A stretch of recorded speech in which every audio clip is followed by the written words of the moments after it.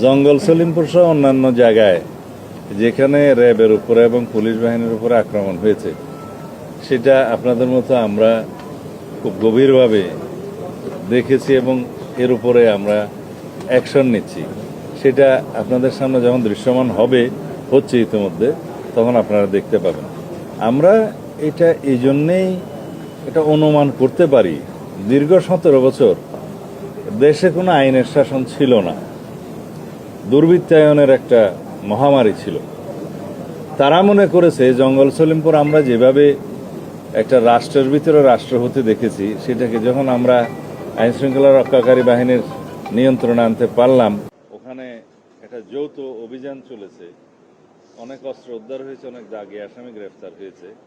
সেখানে আমরা যখন ঘোষণা করেছি যে পুলিশ একাডেমি করা হবে, র্যাবের জন্য একাডেমি করা হবে, এবং আমাদের পুলিশ বাহিনীর ক্রীড়া কমপ্লেক্স অন্যান্য বাহিনীর বিজিবির এবং এপিবিএন এর পারতপক্ষে আমরা আরও অনেক, যেহেতু আমাদের সংস্থা অনেক আছে, তাদের সবাইকে ওখানে অ্যাকোমোডেট করব।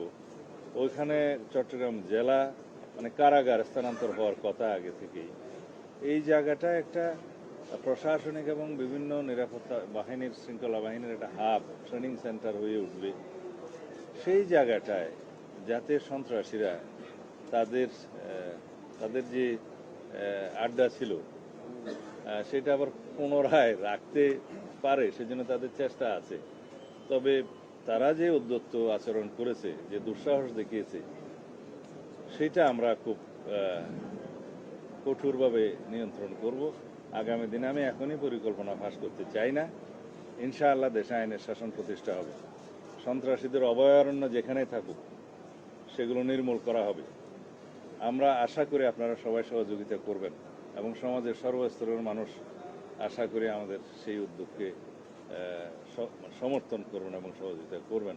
আমরা এই দেশে কোনোভাবেই সন্ত্রাসী, মাদক ব্যবসায়ী এবং চাঁদাবাজি এগুলো কোনো স্থান দেব না।